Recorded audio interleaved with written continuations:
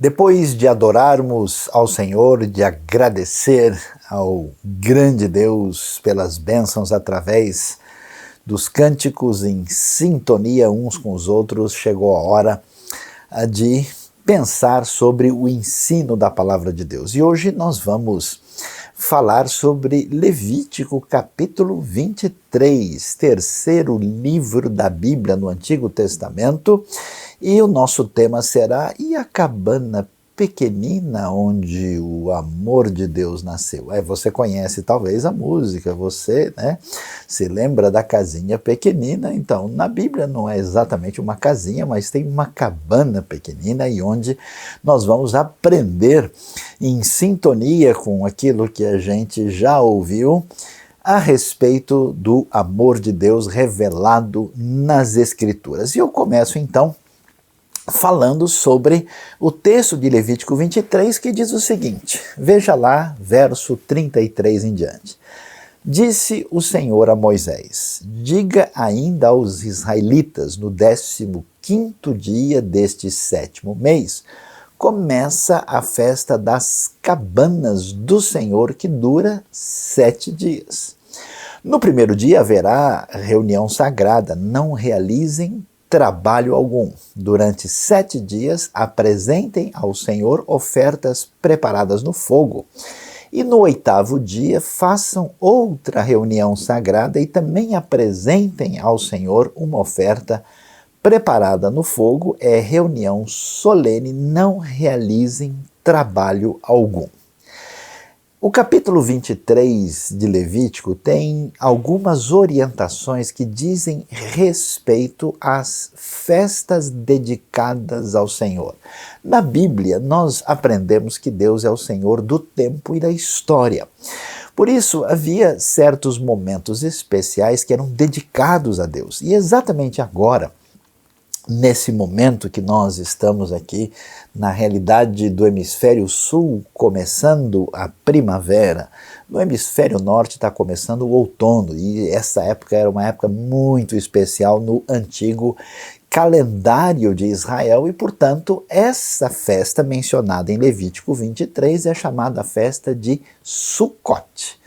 Ou seja, a festa das cabanas, ou, como muitos conhecem, a festa dos tabernáculos. E nós temos tanta coisa interessante quando vemos esses tabernáculos, essas cabanas, e essas cabanas pequeninas onde o povo de Israel habitou na sua história e que tem muito a dizer para nós na nossa história também. Então, Levítico, como a gente viu, capítulo 23, versos 33 a 36 que nós lemos, e vamos um pouquinho adiante para ver o verso 39 em diante, quando nós pensamos sobre o que esse texto e o que a Bíblia tem a nos ensinar sobre esse assunto. Então você pode ver, dá uma olhada comigo para compreender esse calendário das festas, quando aquilo que era inicialmente um fenômeno natural passa a ser um fenômeno da vida agrícola e da vida, vamos dizer, da experiência de sobrevivência econômica na terra de Israel. Nós temos as festas ao Senhor, dedicadas a Deus, e essas festas são principalmente festas da primavera e festas do outono, Entre a primavera e o outono a gente tem um período de seca e, aliás, de calor muito forte na época do verão. E quando chega assim de setembro para outubro, nós temos a festa das trombetas, que é o Ano Novo, nós temos a festa do Yom Kippur e nós temos a festa dos tabernáculos, que, dependendo do ano, cai aí entre setembro e outubro, muitas vezes, como agora, no começo de outubro, quando isso está acontecendo no calendário que acompanha essas referências que aparecem no início da Bíblia. E aí você vê que tem um destaque, inclusive, como a gente pode observar aí, no chamado também último grande dia da festa. Então vamos ver o que é que esse texto tem a nos ensinar. A gente continua a leitura E lá Deus diz o seguinte para os israelitas, que são exatamente o povo que recebe essa revelação, essa palavra divina, para entender como viver a vida diante do fato de que o Deus único é o Senhor. Diz assim o texto: assim, começando no 15º dia do 7º mês, depois de terem colhido o que a terra produziu, preste atenção nisso, comemorem a festa do Senhor durante 7 dias. É o povo festeiro, né? Pensa que é só a gente no Brasil que gosta de festa. Quem pensa isso nunca leu a Bíblia direito, né? O primeiro dia e também o 8º serão dias de descanso. No primeiro dia vocês apanharão os melhores frutos das árvores, folhagem de tamareira, galhos frondosos e salgueiros, e se alegrarão perante o Senhor, o Deus de vocês, durante 7 dias. Então veja só que é interessante observar que também nesse período a gente está tendo um momento de colheita de alguns cereais, nós temos também o amadurecimento de tâmaras e até mesmo romãs, e temos um momento também de colheita de uva, né? E portanto é um momento em que se celebra a colheita dessa época, e é uma festa de grande alegria. Por isso que a tradição judaica até hoje ela tem lembrado do que significa essa festa, que quando a gente pensa em tabernáculos, você não associa com agricultura, né? Mas é interessante, por exemplo, os frutos das árvores, até hoje, o termo hebraico etrog, né? Está ligado a uma fruta cítrica, né? A folhagem da tamareira, o lulav, né? Que aí acompanha também a festa, né? E também salgueiros e galhos frondosos, que geralmente está associado com um determinado tipo de vegetal específico. Esses 4 fazem parte desse momento. E o texto bíblico continua e diz: comemorem essa festa do Senhor durante 7 dias, todos os anos. Este é um decreto perpétuo para as suas gerações, comemorem-na no 7º mês. Aí você vê essa dinâmica bíblica interessante da gente lembrar de maneira concreta daquilo que Deus fez para perpetuar essa memória do agir de Deus e preservar esse ensino para as gerações no futuro, para que eles não se esqueçam de quem Deus é e do que é que Deus fez na história. E aí o ensino é muito interessante, né? Olha só o detalhe: morem em tendas durante 7 dias. Todos os israelitas de nascimento morarão em tendas, que são exatamente a Sucote, para que os descendentes de vocês saibam que eu fiz os israelitas morarem em tendas quando os tirei da terra do Egito. Eu sou o Senhor, o Deus de vocês. É muito significativo observar a orientação divina que o povo deveria, mesmo depois, né, de terem passado a experiência lá do deserto, continuarem a fazer na comemoração a armação dessas pequenas tendas, né, dessa cabana pequenina, onde eles deveriam ali relembrar de uma maneira festiva e concreta o que Deus tinha feito. E aí você pode dar uma olhada no calendário agrícola de Israel e você pode observar aí, tá vendo? O fim do verão, a chegada, né, de setembro e outubro, e aliás é um momento quando a gente vai ter o fim da estiagem, um momento também de uma esperança significativa de renovação para o futuro, porque começam as primeiras chuvas, geralmente no comecinho aí de outubro, né? E é um momento em que temos essa transição do tempo que é vista da perspectiva da relação com o eterno de modo muito especial. Então, é muito valioso assim olhar o texto bíblico com atenção e entender esse cenário que envolve a vida concreta, real, esse ambiente tanto da relação, né, do clima, da geografia e dos elementos que tem a ver com a realidade concreta, para entender o significado mais amplo daquilo que a gente lê no texto bíblico. Então, o que a gente vê na festa das cabanas, os tabernáculos, o Sucote, né? É a comemoração da peregrinação dos israelitas no deserto, né? É uma coisa muito significativa, porque Deus liberta o povo e não lhes dá aí imediatamente uma situação de estabilidade, né? Eles são levados.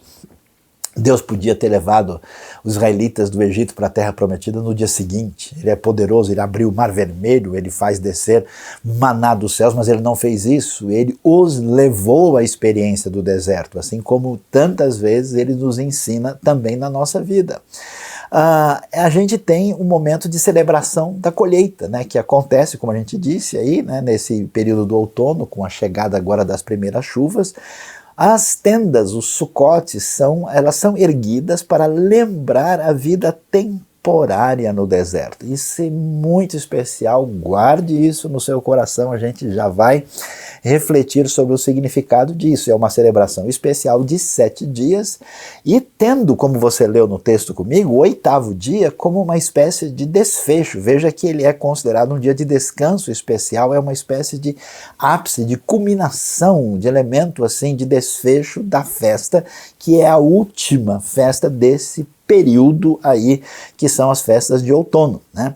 E os participantes, isso se desenvolveu, né, que a gente vai olhar daqui a pouco um outro texto que dá detalhes sobre isso, desenvolveu-se uma ideia, já que Deus nos abençoou, já que agora nós temos colheita, nós devemos sempre considerar isso em relação à comunidade. Então os participantes na tradição judaica decorrente da Bíblia, eles deveriam sempre partilhar uma refeição, né, comer junto com outra pessoa. Esses 4 frutos da terra que a gente mencionou, que são apresentados aí no texto de Levítico 23, na verdade mostram gratidão a Deus pela colheita. Você já está começando a perceber, né, que a questão é a seguinte: a gente sempre imagina, né, que nós temos poder e força, até porque quem viveu no ambiente do Egito acha que o poder pertence ao Egito e ao faraó. E Deus vai ensinar o povo, né, que eles continuam caminhando na dependência de Deus, e agora que a colheita chegou e foi a garantia da bênção e da continuidade da vida, isso é um momento de gratidão e de celebração, né? E a gente tem nesse momento final que era chamado de Hoshana Rabbah, né? Hoshana tem a ver com salvação, a grande salvação, que era celebrada no último dia da festa, e ela louva a Deus de modo peculiar, como uma espécie de gratidão assim muito significativa no desfecho de Sucote. E o que a gente vai descobrindo? Né? Que essa festa, que ela envolvia todo mundo, até numa celebração, até digamos assim, muito divertida, né? O jeito da Bíblia de apresentar as coisas, ela fala da provisão de Deus, porque foi no deserto que Deus trouxe provisão para o povo de Israel que havia sido libertado, né? O interessante é a gente ver que como o povo de Israel, na sua trajetória, é a sua cara, é a minha cara, é a cara do povo que conhece a Deus hoje de todas as nações. Como eles falharam, como eles tiveram o coração endurecido, como eles tiveram a tentação de seguir o exemplo dos povos que não conheciam a Deus. Mas, apesar de tudo, nós vamos ver como Deus perdoa e como Deus provê, né? Apesar da rebelião do povo. Deus mantém a sua provisão de uma maneira muito particular. E a festa também nos lembra da transitoriedade da nossa experiência. A nossa segurança física é falha e falsa. Qual era o problema do povo na sua caminhada? Quando bateu um medinho, vamos voltar para o Egito. Não é assim que a gente vive a nossa vida. A gente não acha que a nossa casa, né? É interessante como tem pessoas assim que imaginam porque ele tem uma casa, porque ele tem um trabalho, porque ele tem uma empresa, porque ele tem uma boa reserva guardada no banco, porque ele se sente psicologicamente seguro. Na verdade, ninguém está seguro pela sua própria força. Passamos por um momento mundial hoje que mostra pra gente como o tempo todo a gente está andando no deserto, mas ainda não percebeu. A experiência de andar no deserto e de estar fora daquela estabilidade da casa que parece ser sua, né? O pedaço de chão que parece ser seu, tudo aquilo que a gente acha que é nosso, que vai contra o que o Salmo 24 que diz que do Senhor é a terra e a sua plenitude, o mundo e os que nele habitam, você só pode usar alguma coisa durante um certo tempo. Isso é transitório. Por isso o povo é convidado não só a experimentar a dependência de Deus no deserto, morando nas tendas, e de maneira absolutamente interessante, quando comemoram a festa, devem aí ficar em tendas de preferência, conforme a orientação bíblica, literalmente, para experimentar isso de novo. A grande verdade é que tudo aquilo que parece nos sustentar pode ter fim amanhã. E o ensino bíblico é que a nossa confiança tem de estar no Senhor, porque todas as outras coisas não só poderão falhar, como mais cedo ou mais tarde falharão.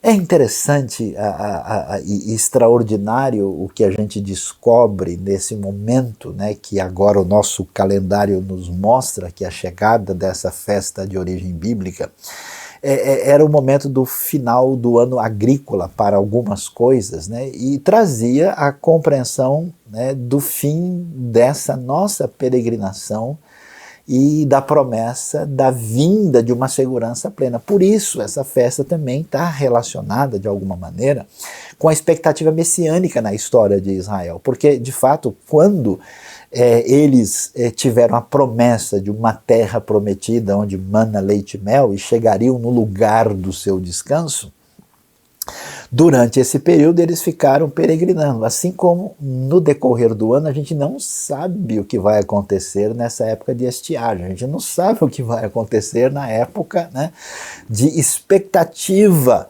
daquilo que vai representar o que vai ser o sustento da nossa vida. Então, a gente também não sabe, diante da trajetória da história, quando é que o reino de Deus chega na plenitude conforme a aliança, aquilo que foi prometido por Deus. Então, você sabe o que é ansiedade, não sabe? Pois é, Deus, na nossa cabana pequenina, quer fazer que a sua ansiedade entre debaixo da sua mão graciosa, bondosa, que ensina a gente a viver a vida.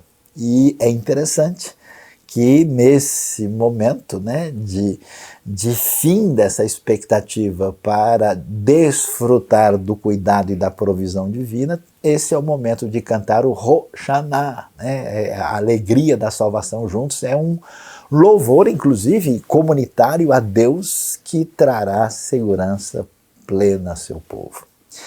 A questão para nós envolve, né, a tranquilidade do nosso coração em relação à nossa provisão, em relação ao centro da nossa estabilidade e segurança, e o Sucote lida com essa questão e é tão impressionante que não só o povo de Israel, mas aqueles que beberam das fontes de Israel e descobriram o Messias de Israel, as demais nações que encontraram o Messias Jesus e caminharam na história, sempre enfrentaram essa realidade da instabilidade concreta diante da estabilidade dada por Deus. E olha que coisa interessante, na trajetória a gente vê que o Sucote é esse abrigo da parte de Deus, né? As tendas que tudo são tendas temporárias que acontecem entre o Yom Kippur e o Pentecoste, porque o Pentecoste é a festa lá na frente, quando vai ter outra colheita de novo. Então,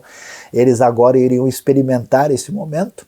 E o interessante é que a tenda chamada Sukkah torna-se o lar do fiel durante a festa. É uma experiência concreta. Eu não sei se você já teve a experiência de acampar, né? de dormir assim no meio do mato. A gente escuta tanto barulho que existe e escuta os que não existem também, né?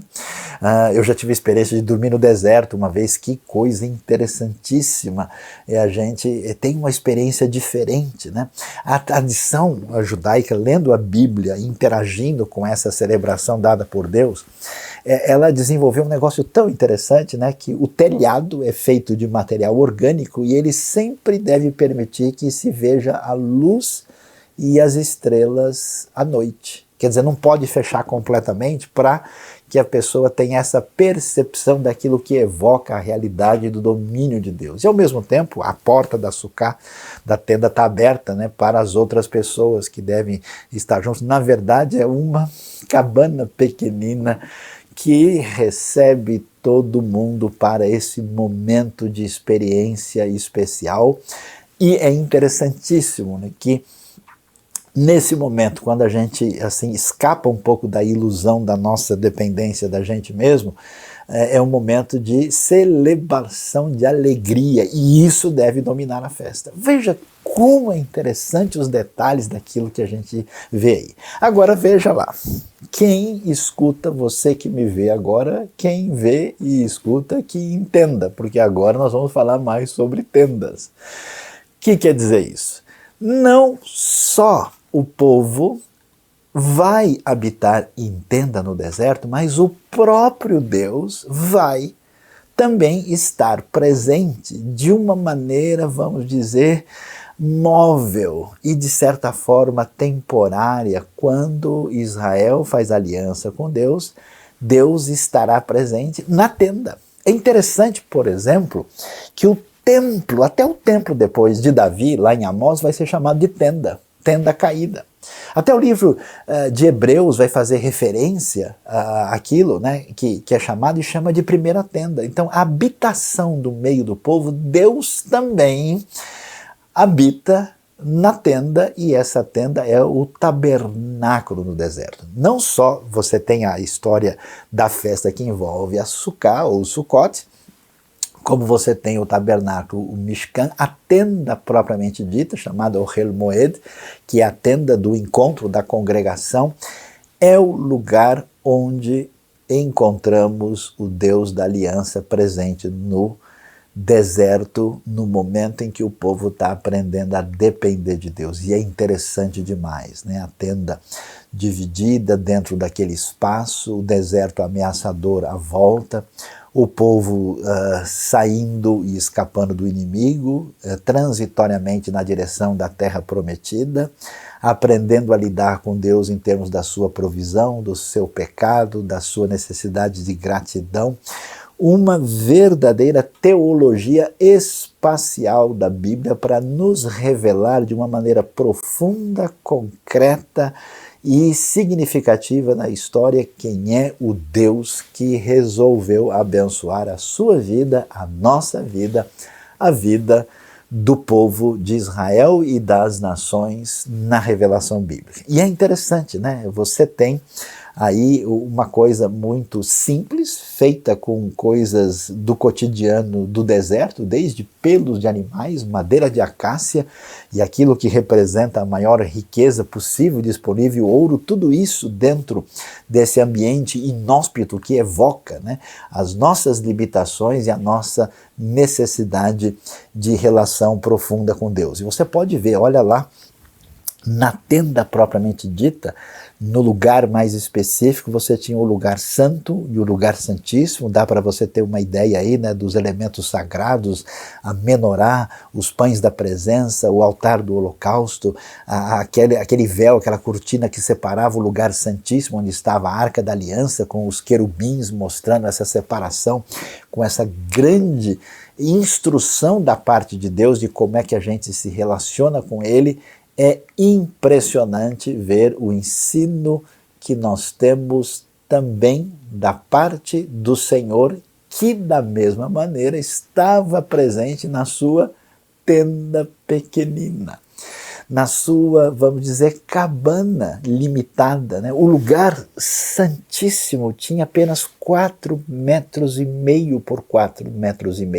A arca da aliança, 1,10 m por 70 centímetros. É impressionante como esse elemento tão limitado, né, mostra a realidade da manifestação desse amor de Deus pelo povo em aliança, a quem ele estende graça e a quem ele traz a sua provisão pelas suas intenções extraordinariamente poderosas, restauradoras e de salvação que são apresentados nas Escrituras. E então, o que a gente lê na sequência? O Deus da Bíblia, que chama o povo para esquecer da sua segurança falsa e habitar nas cabanas, o Deus que entra na história e se autolimita e se faz presente numa tenda no deserto, nesse tabernáculo móvel, para mostrar que nenhum lugar é especialmente sagrado porque ele está acompanhando essa comunidade, essas cabanas não aparecem só aí. Olha que coisa interessante, lá na frente, num livro muito peculiar, livro de Zacarias, num trecho altamente escatológico, falando da realidade futura da intervenção divina, dá uma olhada só no que o texto diz, especialmente Zacarias de 9 a 14, a segunda parte do livro, é muito voltado para o momento da chamada grande esperança do rei Davi, com a esperança messiânica. Olha o que o texto diz: então os sobreviventes de todas as nações que atacaram Jerusalém subirão ano após ano para adorar o Rei, o Senhor dos Exércitos, para celebrar a festa das cabanas. Uau! Se algum dentre os povos da terra não subir a Jerusalém para adorar o Rei, o Senhor dos Exércitos, não virá para ele a chuva. Se os egípcios não subirem para participar, o Senhor mandará sobre eles a praga com a qual afligirá as nações que se recusarem a ir celebrar a festa das cabanas. Sim, essa será a punição do Egito e de todas as nações que não forem celebrar a festa das cabanas. Que coisa impressionante!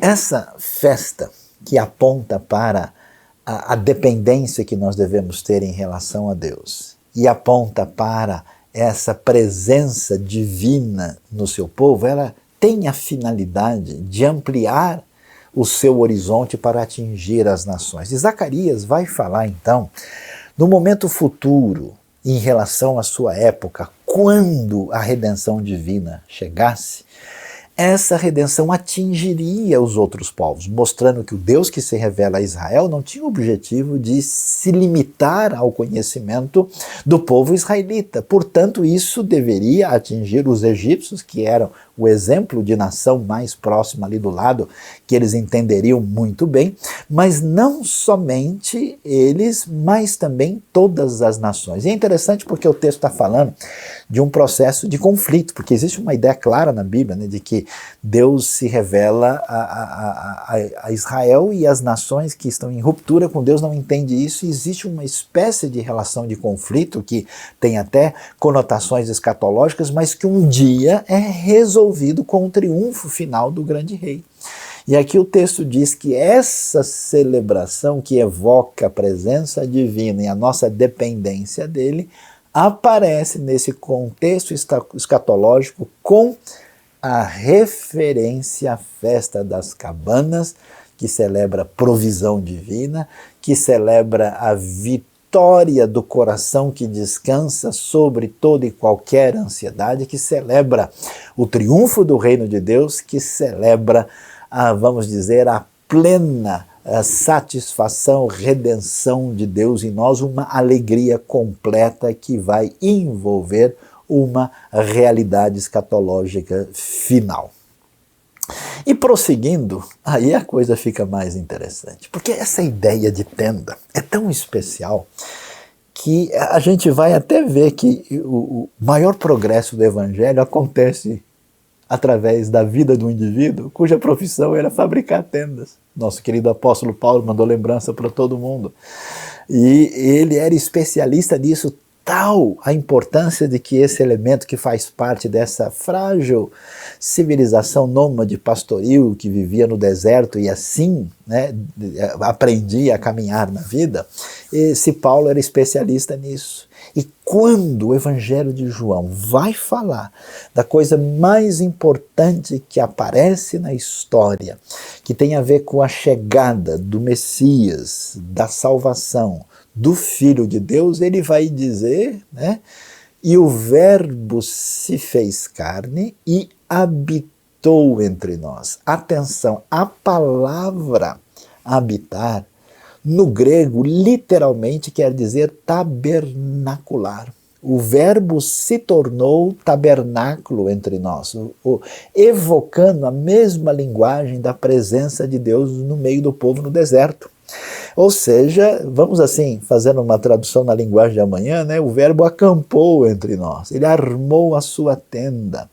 Pleno de graça e de verdade, vimos a sua glória como a glória do unigênito do Pai. Então, nesse aspecto, nessa relação de transitoriedade da salvação, assim como o povo passa o período no deserto, aprende a depender e a crescer diante de Deus, também a salvação divina, não é como muita gente poderia esperar, que Deus um dia trouxesse a salvação, Jesus chegasse no dia seguinte, o reino de Deus está aí, a coisa acabou. Não, esse Verbo resolveu, da mesma maneira, entrar nessa dimensão de autolimitação e viver na história, e a bela palavra para se referir à encarnação é exatamente isso. E que coisa significativa, valiosa e especial, e aí a gente vai chegando no mais concreto, porque esse Verbo encarnado, o Filho de Deus, o Messias Jesus, o Salvador, o Senhor, o Emanuel, quando no seu ministério, destacado pelo próprio João nos seus escritos, vai mostrar o quê? Que Jesus foi, atenção, pessoalmente, comparecer a uma festa de Sucote. Então você pode caminhar comigo aqui, né? Provavelmente aí setembro, outubro do ano 29 se calcula, muitos estudiosos vão nessa direção. Isso quer dizer antes, né, mais ou menos aí um semestre antes, porque nós estamos falando no outono e Jesus vai ser preso na época da Páscoa, né? Quer dizer que lá em abril do ano seguinte, então estamos 6 meses antes aí aproximadamente do que vai acontecer na crucificação. E lendo alguns trechos, eu convido você depois a ler o capítulo 7 com atenção e detalhe, lendo alguns textos nós vemos no verso 2, por exemplo, que mas ao se aproximar a festa judaica dos tabernáculos, a gente pergunta por que João está escrevendo um negócio desse, por que ele chama festa judaica, por que ele fala dos judeus, e as explicações não são difíceis de entender, porque João, sendo judeu, com os discípulos judeus, sendo Jesus judeu, ele escreve tendo em vista um universo de pessoas que não conhecem essa realidade. Então ele traduz, né? Muito provável que o seu evangelho foi encerrado plenamente quando ele estava na região de Éfeso, e ele, para explicar para essas pessoas do mundo greco-romano, ele não vai dizer para a festa dos tabernáculos, alguém diz o que é isso, que história é essa de cabana, né?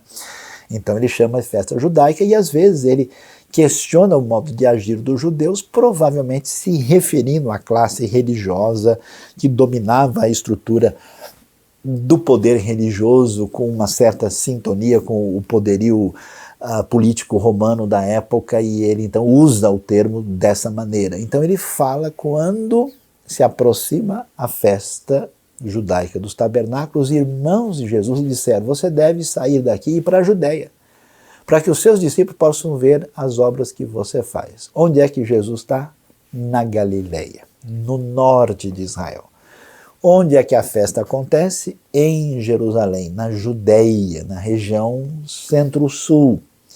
E Jesus deve viajar. Mas qual é o problema? Esse negócio de ir para a festa é complicado. Por que é complicado? Porque ir para a festa significa participar de um momento de celebração, de ficar hospedado na casa de pessoas.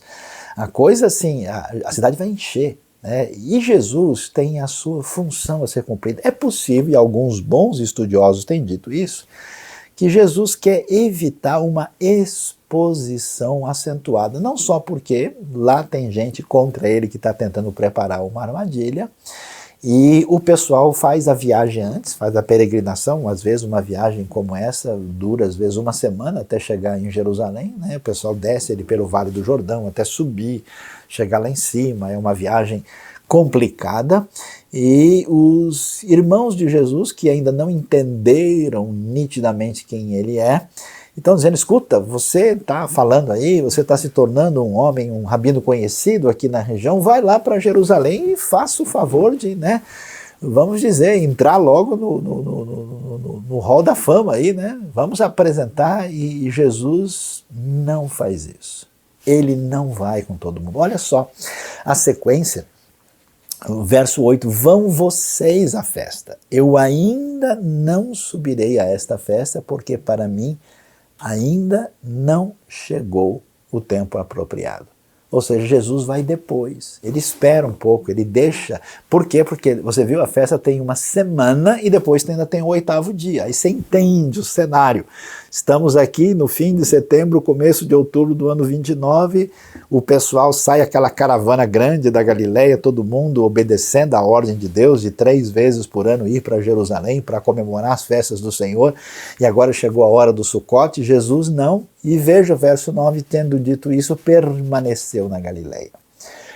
Contudo, depois que os seus irmãos subiram para a festa, ele também subiu, não abertamente, mas em segredo. Não só tem a ver com o plano de Deus, com aquilo que Jesus tem que fazer, mas Jesus também, chegando antes e já sendo muito conhecido a essa altura, ia causar um grande tumulto, teria que ficar na casa de gente conhecida, a coisa ia ser assim muito complicada, e ele vai de uma maneira não destacada, não anunciada. Agora veja lá a sequência, olha o detalhe, vale a pena estudar a Bíblia com atenção para você de fato entender o que o texto está dizendo. Mas, verso 14, quando a festa estava na metade, você imagina lá, né, pelo 4º dia, Jesus agora subiu ao templo e começou a ensinar. Aliás, o texto até vai dizer, né, que tinha gente esperando, cadê o homem? Ele não apareceu ainda, porque eles já estavam ali, os seus inimigos, preparando alguma coisa contra ele. Jesus então vai para o templo. Que templo? O templo reconstruído por Herodes, enorme, gigantesco, nessa época tão assim, vamos dizer, significativa aí dessa adoração, né, em Jerusalém, aquele monte de gente, a cidade podia triplicar ou até mais de gente nesses momentos, e aí ele chega lá e começa a ensinar. Os judeus, nesse caso, leia-se, né, os religiosos dessa região de Jerusalém, aqueles que estão vinculados à questão do domínio religioso, ficaram admirados e perguntaram, como foi que este homem adquiriu tanta instrução sem ter estudado?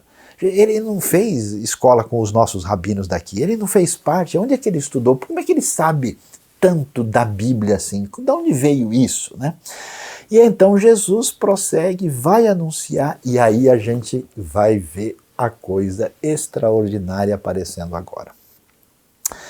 A gente vai lá adiante, vê o verso 37 do capítulo 7 e lê, no último e mais importante dia da festa, quando? Agora no 8º dia, lembra? Lá atrás que a gente viu? Jesus levantou-se e disse em alta voz, se alguém tem sede, venha a mim e beba. Quem crer em mim, como diz a Escritura, do seu interior fluirão rios de água viva. Agora é o momento em que começam as primeiras chuvas. A tradição hebraica, com muita propriedade, afirma que nesse momento era o momento em que havia uma celebração especial nesse último dia que envolvia a água. Aí, nesse momento é que Jesus vai abrir e dizer, olha, vocês estão precisando, de fato, daquilo que é mais importante, que dá sustentação real na vida de vocês. Aquilo que, de fato, estabelece a segurança, que a gente está bem mesmo quando as coisas variam em volta. Aquilo que representa estar bem sem precisar de uma casa, ainda que tenha que dormir na cabana pequenina do deserto. E isso é espiritual. Por isso ele vai dizer sobre essa água viva, ele estava se referindo ao Espírito, que é uma promessa da chegada da era messiânica, que mais tarde receberiam os que nele crescem. Até então o Espírito ainda não tinha sido dado, pois Jesus não fora glorificado. que a gente descobre? Jesus em Sucote. Jesus comemorando a festa das cabanas no templo, que parecia uma segurança de Deus com o povo indevidamente, tanto é que o templo vai cair depois. Jesus aparece para nós como uma morada segura. É interessante até, quando a gente lê 2 Coríntios 4, a gente ouve a referência de que a nossa habitação, né, o nosso tabernáculo terreno, a outra tenda que nós temos, não temos a redenção, ela é transitória, porque nós aguardamos a ressurreição e aguardamos essa habitação definitiva na realidade da restauração plena do agir final de Deus na história. Lembra de Jesus em João 14, na casa do meu pai há muitos aposentos? A figura, né, é de um espaço grande com muitos lugares lá dentro. Quer dizer, vocês estão procurando o quê? Né? É a morada segura. Jesus é a nossa morada segura. A relação espiritual com Deus que nos livra da perturbação de termos segurança em nós mesmos, envolve aquilo que Deus quer nos ensinar. E Jesus é a água viva que dá fim à sede de Deus. Porque aquilo que a gente tanto anseia, que a gente deseja, a gente acha que está, talvez no conhecimento, na nossa posição social, no recurso que a gente pode adquirir, naquilo que parece assim firmar o nosso coração, mas isso vai voltar a nos incomodar, porque nada pode de fato sustentar a nossa interioridade, senão essa relação adequada com Deus por meio da salvação que Ele nos traz em Cristo. Jesus vai proclamar isso no dia mais importante de Sucote, quando no 8º dia a água era derramada no altar 7 vezes. Está vendo agora como a gente entende tudo? Imagina o pessoal derramando, olha, está chegando a chuva, a renovação da nossa esperança, da fertilidade da terra, e aí se lembrava muito de Isaías 12:3, quando se falava com alegria, vocês tirarão águas das fontes da salvação, o que foi mencionado aí e que tem sintonia com João 7:37 que a gente leu. E graça de Deus inefável aparece aí. Por quê? Porque a verdade é que a nossa segurança ela é muito definida em função da nossa comparação com os outros. Não é assim? Eu vejo gente que está bem na vida, até que ele vê alguém que está melhor, ele fala, caramba, eu não estou tão bem assim. É impressionante como a gente busca, né, numa competitividade doentia, um nosso centro de estabilidade psicológica em função dos nossos feitos, das nossas posses, das nossas pretensas qualidades. E por isso se desenvolve na religião uma das coisas mais terríveis, que é exatamente a gente ficar olhando os outros, se comparando o tempo todo e tentando provar como, de alguma maneira, a gente é melhor. A gente é melhor porque a gente pratica mais, a gente é melhor porque a gente ora melhor, a gente é melhor porque a gente tem a doutrina mais correta, a gente é diferente, não é a mesma coisa, né? Bobagem, né? O que acontece? É tão especial que no fim da festa chega gente diante de Jesus dizendo, ó, essa mulher foi apanhada em adultério e ela deve receber pedrada. A coisa é tão extraordinária que num caso grave daquilo de um pecado que claramente era rejeitado e condenado pela lei, esse Jesus que chega como a grande água da vida, como aquele que vem trazer a realidade da salvação que chega nesse grande dia onde a gente canta Roshaná Rabá, essa salvação grande e gloriosa, ele traz o quê? Graça inefável, perdão para a mulher que foi pega em adultério, como Deus mostrou a Israel lá atrás. Israel, pelo seu comportamento, teria sido destruído. E Deus manteve essa realidade de preservação e de bênção. E por isso ensina eles a habitarem em tendas, nessas cabanas pequeninas, para entenderem como dependem de Deus.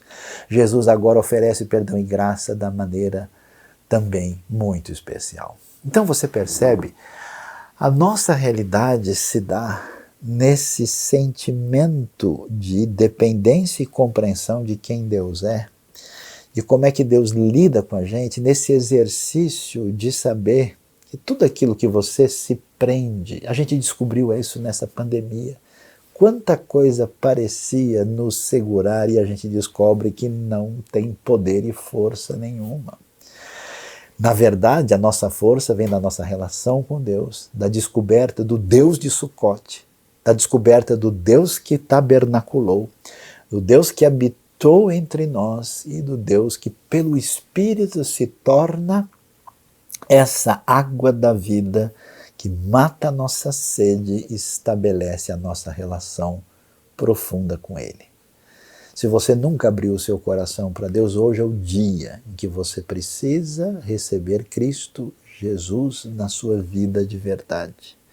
Se você tem sido dominado por uma ansiedade que tem fundo espiritual, hoje é dia de beber da água e descansar em Deus de maneira muito especial e habitar na cabana pequenina para receber a ação poderosa de Deus na sua vida.